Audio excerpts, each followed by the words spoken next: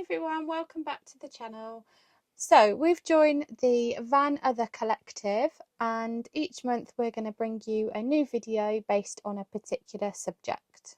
Yeah, so we are joining with a group of like-minded people, of which I will put their logos in around this sort of place. I will also put a link to their YouTube channel in the description. So this month's video is on how we plan a trip. So I guess to start with, we decide a rough location. Yeah. And that's depending on a lot of different things. So it'll depend on how long we're going for, whether it's for a weekend, whether it's for a week, whether Sara has work or not, because she's often on school holidays. So if she has work, then it has to be close to there. And I guess like interests, sort of, things that you want to see around, or maybe places that you want to go and visit. Yeah. Different areas and parts of the country. Yeah, most of our trips are local, aren't they, to be honest? But so then we will check Facebook groups and the Caravan and Motorhome Club website. On Facebook we screenshot all the time, don't we? My phone's full of screenshots of places. I send them to you, like, oh, we could go here.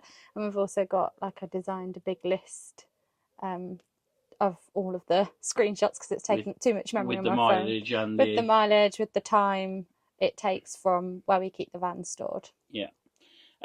So then we'll go on YouTube and we'll watch all of your guys' videos and see, what a site's really like. We all know from things like TripAdvisor that you can make photos look great, and you get the management photos that were taken 5-6 years ago. But watching someone's recent YouTube video is going to give you probably the best insight to what that site's like. I like, to look at like entrances that people put on, so we know what it's going to be like, what to expect when we get there, and just looking at the facilities blocks and things like that, just as a little nice. So that does bring me on to the next point. So then once we've decided on a site, I will go on Google Street View on my mobile, and I'll just follow it off of probably the biggest main road and just have a look to see what the entrance is like. I'm not a nervous tower. I don't mind towing, but I also don't want to be in a situation where I'm having to reverse up narrow country lanes. So we have probably put a few sites off because of their entrance, and I'm sure at some point we will get there. But we like an easy life, don't we? Yeah. Okay, so then once we've actually made a booking and we know we're going, and it's probably worth mentioning as well, when we go away in the winter, weather is obviously a key factor, and we quite often don't book a pitch until Friday. You don't need to in the winter, do you? And you can usually get the pitch that you want. Yeah. So we will wait and see if it's going to be icy or snowy. Yeah. But rain will go in. Yeah. In the winter. Absolutely fine. Wind. Yeah. Storms. Yeah, anything. Rain, lots of storms. But obviously the summer is slightly different because some sites are sold out completely, or you're left with pitches that you don't particularly want. So we have to do a little bit more forward thinking. So even in the summer months, we'll still check the weather forecast just, a few days before we go, just to decide on things like whether we take a full awning, a porch awning, a sun canopy, our air brakes, even down to whether we take our blow-up sofa. If we know it's going to rain all weekend and I'm going to have to dry the awning, then we probably go away with just a caravan and nothing else. But yeah, we try and sort of each weekend try and take different things, so it feels like a different setup. So once we know how long we're going for, we then start to plan food and food shopping. Obviously, that's dependent on what the weather's like, whether we're going to be cooking outside. We mostly cook inside. And what local pubs are in the area. If there's pubs that we want to go to, then we'll opt to eat an evening meal out.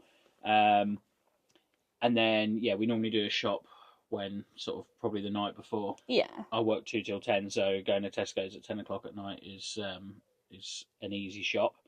And things that don't need to be in the fridge and stuff I can leave in the car, ready for the next morning, ready to leave.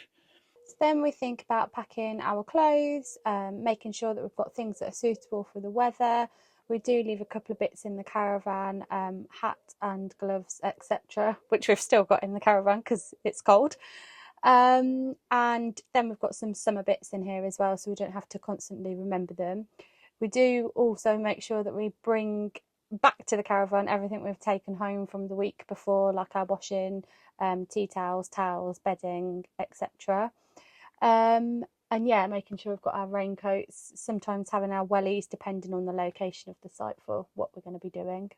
we don't always remember to bring our washing back. I think it was last weekend we had to use a tea towel. Oh, we always carry spares of certain things, and we've got a few spare tea towels, but I forgot to bring the hand towel back for the bathroom, so we had to use that. Then I guess it's just, so I always have like a generic spreadsheet, don't I, for stuff that stays on the list all the time and sort of things that I need to do before I go away, like ring doorbell, battery, and stuff like that. And then we'll just adapt that weekly, depending on all the things we spoke about. And I guess the last thing that we work out is what time we want to leave. Obviously factoring in things like getting to storage, getting the caravan all hitched up and ready to go. Maybe looking at sort of like live traffic updates on the day. We don't want to waste any time, so if we can check in at 1, we don't want to arrive at 3, but at the same time we don't want to be arriving early unless we've asked for an early check-in.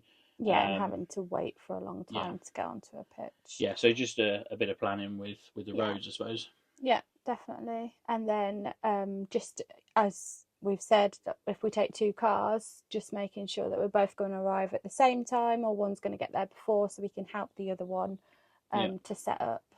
Yeah, I mean, generally I go on my own first. The dog is, you've seen him in all our videos. He's fairly calm, he's fairly relaxed, but he doesn't like it when we're not there, and he barks a lot. So it's easier for me to set up without Sara and the dog.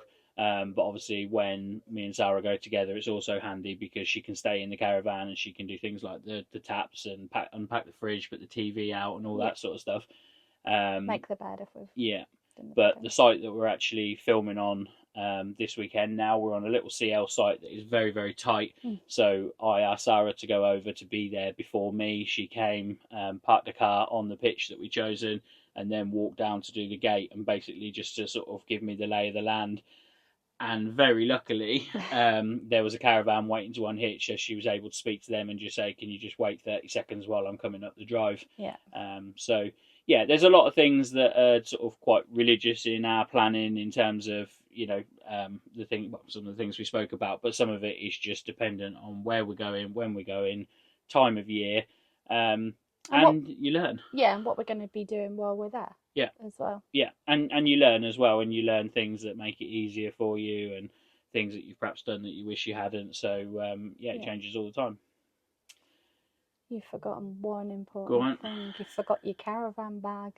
Yeah, pack my caravan bag. Obviously, that sort of stuff contains, the motor mover, essential items, really. What do you call it? The wrench, the remote control, and whilst that bag generally sort of stays with all those items in it, I do charge things up. I do change the battery on things. The electric drill for the steadies. And I don't want to use the keep fit winder, so making sure that we charge stuff up and it goes back into the bag. And we were just finding, weren't we, that we had lots of bags with lots of things in, so we just got a big holdall, keep it all in there. It's got the towing mirrors in, all of the locks when we're not using them, and it just keeps them in one central place so that you can't forget anything. It's the bag that I use like right at the start and right at the end, and then I don't touch anything in it through the course of our stay. But it just keeps everything in one place. You reckon that's it? I think so. Thank you so much for watching our video. We hope you've enjoyed this first collaboration, and we look forward to doing many more. Make sure that you check out all the other guys that are in the description below. Make sure you check out all of their videos. Pretty keen as we go along to see how they've executed their videos and see what we're doing differently to them. But definitely check those guys out, and here's to many more videos in the Vanother Collective. Thanks very much for watching, and we will see you in our normal videos probably next weekend, but we'll see you in a month's time.